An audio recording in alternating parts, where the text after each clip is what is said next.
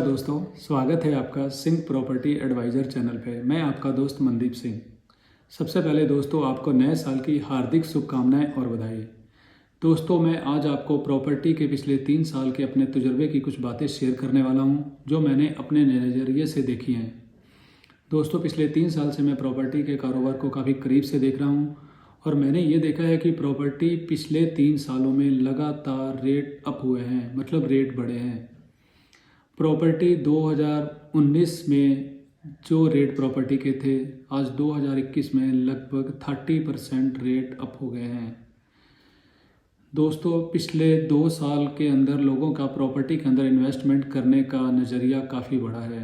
काफ़ी लोगों ने प्रॉपर्टी में इन्वेस्टमेंट किया है और मैं अपने नज़रिए से आपको बताऊं कि प्रॉपर्टी का कारोबार अगले 3 से 4 साल काफ़ी अच्छा रहने वाला है।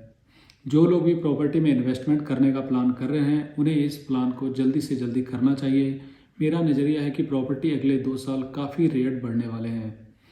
अब दोस्तों, बात करते हैं कि प्रॉपर्टी में अगर हमें इन्वेस्टमेंट करना है या हम प्रॉपर्टी में इन्वेस्टमेंट किस लिए करना चाह रहे हैं, ये 2 अलग अलग बातें हैं। एक बात होती है कि दोस्तों, हमें रीसेल के लिए प्रॉपर्टी खरीदनी है, कि हम अपना पैसा प्रॉपर्टी में इन्वेस्टमेंट कर रहे हैं पर फ्यूचर में वो थोड़ी महंगी हो जाए, ये हमारा प्लान है। हम बैंक में इन्वेस्टमेंट ना करके अपने पैसे को प्रॉपर्टी में इन्वेस्टमेंट करना चाहते हैं, ताकि समय के साथ हमें बैंक से ज़्यादा अच्छा ग्रोथ पैसे में मिले। तो उस तरह की प्रॉपर्टी का सिलेक्शन करना एक अलग बात होती है।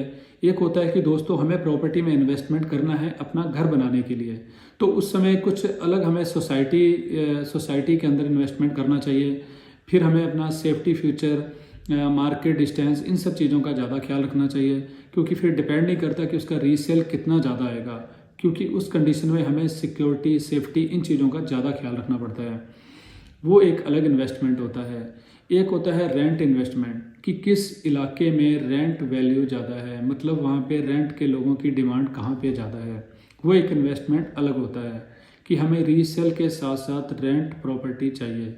तो दोस्तों, सबसे पहले हमने खुद में डिसाइड करना है कि हमें किस तरह की प्रॉपर्टी में इन्वेस्टमेंट करना है।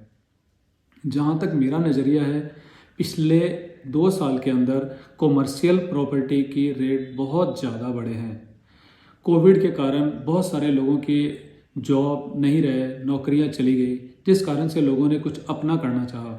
कॉमर्शियल प्रॉपर्टी पिछले 1.5 से 2 साल काफ़ी ज़्यादा उछाल आया है, जो मैंने देखा है। तो अगर दोस्तों हमें इन्वेस्टमेंट रीसेल प्लान से करना है, तो हमें कॉमर्शियल प्रॉपर्टी में इन्वेस्टमेंट करना ज़्यादा अच्छा रहने वाला है। और अगर दोस्तों हमें अपने रहने के प्लान से इन्वेस्टमेंट करना है, तो फ्री होल्ड प्रॉपर्टी में पिछले 2 साल से काफ़ी ज़्यादा उछाल आया है, क्योंकि फ्लैट से लोगों ने इन्वेस्टमेंट कम किया है। लोगों ने फ्री होल्ड प्रॉपर्टी या इंडिपेंडेंट विलो में इन्वेस्टमेंट करना ज़्यादा अच्छा समझा है। अब दोस्तों, मैं बात करता हूँ कि हमें अगर प्रॉपर्टी खरीदनी है, चाहे हमें प्रॉपर्टी किसी भी तरह की खरीदनी हो, कॉमर्शियल हो खरीदनी हो, रेजिडेंशियल या एज एग्रीकल्चर या किसी भी वर्क की प्रॉपर्टी खरीदनी हो, दोस्तों मैं आज आपको बताने वाला हूं कि अगर आपने प्रॉपर्टी खरीदनी है, आप एज ए कॉलोनाइजर हैं या इन्वेस्टमेंट करने वाले हैं या आप किसी भी तरह की प्रॉपर्टी खरीदने वाले हैं, प्रॉपर्टी के डॉक्यूमेंट में बहुत सारे डॉक्यूमेंट होते हैं, बहुत लंबी लाइन होती है। मैं उतनी लंबी लाइन के बारे इस वीडियो में जिक्र नहीं कर पाऊँगा, आने वाली वीडियो में मैं आपको बताऊँगा। फिलहाल आज मैं आपको बेसिक, जो बिल्कुल बेसिक डॉक्यूमेंट होते हैं और बहुत आसानी से प्रोवाइड हो जाते हैं, उनके बारे चर्चा करने वाला हूँ। दोस्तों, अगर मैं जो 2-3 डॉक्यूमेंट के बारे आपको बताने वाला हूँ, अगर आपने इन डॉक्यूमेंट को बहुत ख्याल से समझ लिया और देख लिया, तो मैं आपको काफ़ी हद तक विश्वास दिलाता हूँ कि आपका प्रॉपर्टी में नुकसान नहीं होगा या आपका पैसा गलत जगह पे नहीं लगेगा। इसमें सबसे नंबर 1 डॉक्यूमेंट जो होता है प्रॉपर्टी में, वो खतौनी होती है। खतौनी नंबर 2 एक खसरा। बहुत सारे लोगों ने ये खसरा, जो मैंने डॉक्यूमेंट कहा, नाम नहीं सुना होगा। ये खसरा डॉक्यूमेंट दोस्तों वो होता है जो जिस क्षेत्र की प्रॉपर्टी में हम सिलेक्शन कर रहे हैं, वहाँ के पटवारी द्वारा ये डॉक्यूमेंट, ये कागजात हमें दिया जाता है। उस प्रॉपर्टी के अंदर किस वर्ग में रखा गया है, कि वो प्रॉपर्टी एग्रीकल्चर है, वो प्रॉपर्टी मतलब किस लिए इस्तेमाल की जा रही है, वो पटवारी द्वारा हमें खसरा के द्वारा बताया जाता है। मतलब खसरा एक ऐसा कागजात होता है जिसमें हमें पटवारी बता देगा कि उस ज़मीन का किस वर्ग, किस काम के लिए इस्तेमाल किया जा रहा है। उससे हमें ये पता चल जाता है कि इस ज़मीन को एग्रीकल्चर में रखा गया है या किसी प्लांट के लिए निर्धारित किया गया है, या फिर इस ज़मीन को किसी कनाल के लिए इस्तेमाल किया जा रहा है, या इसके अंदर क्या क्या है, वो सब हमें खसरे से पता चल जाता है कि इस ज़मीन को किस विभाग में बांटा गया है। खतौनी। नंबर 2 खसरा। नंबर तीसरा जो डॉक्यूमेंट दोस्तों मैं आपको बताने वाला हूँ वो होता है नक्शा। ये डॉक्यूमेंट हर जिला, हर डिस्ट्रिक्ट के रिकॉर्ड रूम से मिलता है। आपको एक छोटी सी एप्लीकेशन देनी रहती है, 10, 20, 40 रुपए का खर्चा आता है। उसके बाद आपको 1 या 2 दिन के अंदर ये प्रमाणित करके रिकॉर्ड रूम से आपको दिया जाएगा जिस ज़मीन को आप खरीदने वाले हैं। अब सबसे पहले आपने खतौनी के साथ खसरे को कैसे देखना है और खसरा खतौनी के साथ फिर आपने नक्शे को कैसे देखना है, मैं आपको आगे समझाता हूँ। दोस्तों, जैसे मैंने आपसे कहा था कि 3 डॉक्यूमेंट प्रॉपर्टी के बेसिक डॉक्यूमेंट हैं और बहुत आसानी से मिल जाते हैं। इसमें सबसे नंबर 1 खतौनी है। आजकल नेट पे प्रोवाइड है, आप गूगल से आराम से इसे लोड कर सकते हैं। यूट्यूब में बहुत सारी वीडियो हैं कि इसे हमने कैसे लोड करना है या कैसे देखना है खतौनी को, या मैं आने वाली वीडियो में आपको बताऊंगा कि खतौनी को हम कैसे नेट से या गूगल से निकाल सकते हैं। नंबर 2 खसरा। आप पटवारी से बहुत आसानी से ले सकते हैं इसे, और इस कागजात को लेने का बहुत ज़्यादा कोई चार्ज नहीं है। आप 150 रुपये का खर्चा आता है। ये पटवारी से आपको प्रमाणित करके दे दिया जाता है। और नंबर 3 ये नक्शा हो गया। ये नक्शा आपको रिकॉर्ड रूम, मतलब हर जिले के रिकॉर्ड रूम से मिलता है और ये वहाँ के स्टाफ द्वारा आपको प्रमाणित करके दिया जाता है। ये ज़मीन की मतलब मौके की स्थिति को बताता है कि जो ज़मीन हम खरीद रहे हैं वो मौके में हकीकत में किस जगह पर है और उसका क्या वर्गीकरण है, क्या नाप तोल है उस ज़मीन का। अब दोस्तों, मैं जो आपको आगे बताने जा रहा हूँ आप इसे बड़े ख्याल से समझिएगा।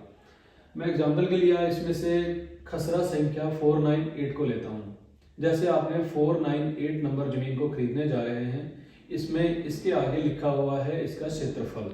जैसे 0.316 हेक्टेयर ये ज़मीन है 498 खसरा नंबर में। दोस्तों, इस खतौनी के अंदर एक ही संख्या ऐसी होती है जो कभी भी बदली नहीं जाती, वो होती है खसरा संख्या। समय के साथ साथ फसली वर्ष भी बदली हो जाता है, खाता संख्या भी बदली किया जा सकता है, पर जो खसरा संख्या होता है दोस्तों खतौनी में, ये कभी भी बदली नहीं होता। दोस्तों, जैसे आपने 498 को खरीदना है और इसका आपने क्षेत्रफल देख लिया, सेम आपने पटवारी से मिलना है। पटवारी आपको बता देगा कि 498 जो खसरा संख्या है इसका क्षेत्रफल कितना है और इसको किस लिए इस्तेमाल किया जा रहा है। जैसे मैंने आपको कहा 498 वर्ग का की ये भूमि है और इसके अंदर 0.316 हेक्टेयर है ये क्षेत्रफल। सेम जो खतौनी में है वही आपको पटवारी के रिकॉर्ड में भी है। तो आपको इतना यकीन हो गया कि ये भूमि बिल्कुल ठीक है, मतलब इसका क्षेत्रफल एरिया सेम है जितना ऑनर का खतौनी में है। अब देखने की बात इसमें आगे दोस्तों ये होती है कि इस भूमि का इस्तेमाल क्या किया जा रहा है, मतलब इसमें खेती बाड़ी की जा रही है। पटवारी के रिकॉर्ड रूम में इस रिकॉर्ड का जो रिकॉर्ड है उसमें इस जमीन के अंदर खेती की जा रही है, खेती दर्ज है, और वो अपना प्रमाणित करके आपको ये रिपोर्ट दे देंगे। अब दोस्तों, जो मैं अगला कागजात आपको बता रहा हूँ नक्शा, ये बहुत अहमियत रखता है और ये बहुत जरूरी कागजात हैं जो हम आम इसको इग्नोर कर देते हैं, लोग निकालते नहीं है और ऐसे ही प्रॉपर्टी को खरीद लेते हैं और बाद में कई सारी परेशानियों का सामना करते हैं। दोस्तों, मैं जो आपको ये नक्शा दिखा रहा हूँ, मेरे ही किसी करीबी व्यक्ति ने यहाँ पे एक प्रॉपर्टी खरीदी। ये जो टोटल प्रॉपर्टी है जिसके अंदर आपको कई सारे नंबर दिख रहे हैं, इसके ऑनर टोटल 3 हैं।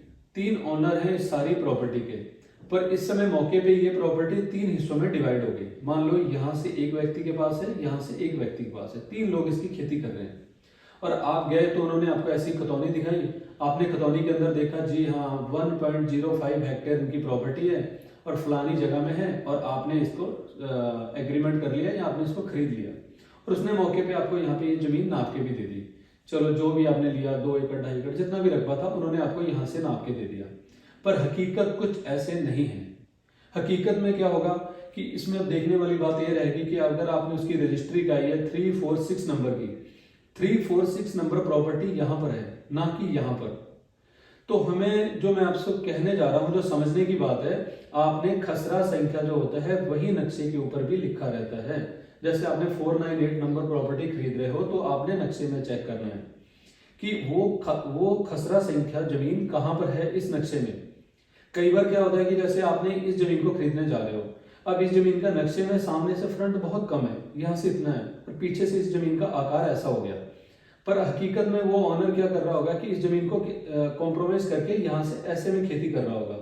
आपको उसने इसका आकार ऐसे दिखाया, आपने जमीन को खरीद लिया, रजिस्ट्री कर लिया, पर फ्यूचर में आपको जाके पता चला कि इस जमीन के अंदर इसका जो नक्शा है वो इस तरह का है।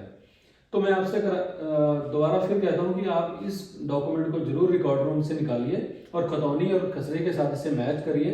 जब आप इन तीनों कागजात को एक साथ मैच कर लेंगे तो मैं आपको यकीन दिलाता हूँ कि प्रॉपर्टी के लगभग आप 70% कागजात चेक कर चुके होंगे और फिर आपको कोई दिक्कत आने वाले समय में नहीं होने वाली है।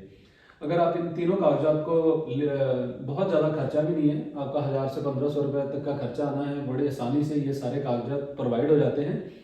आप इन तीनों कागजातों को निकाल के और इनको सही से समझने के बाद अगर प्रॉपर्टी खरीदते हैं तो मैं यकीन दिलाता हूं कि आपके साथ कुछ भी गलत नहीं होगा।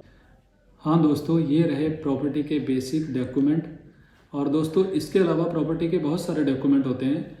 आपने प्रॉपर्टी के ऊपर पहले से कोई लोन है कि नहीं है, इसकी जानकारी लेनी है, इसके लिए कुछ और अलग काम होता है, या प्रॉपर्टी को आपने अप्रूवल करना है। मतलब प्रॉपर्टी के बहुत सारे और भी कागजात होते हैं जो चेक करने चाहिए, पर ये बेसिक डॉक्यूमेंट होते हैं, ये हमें ज़रूर देखने चाहिए, ज़रूर चेक करने चाहिए। दोस्तों मुझे यकीन है कि आपको ये वीडियो अच्छी लगी होगी। दोस्तों अगर आपको ये वीडियो अच्छी लगी है तो ज़रूर शेयर करिएगा।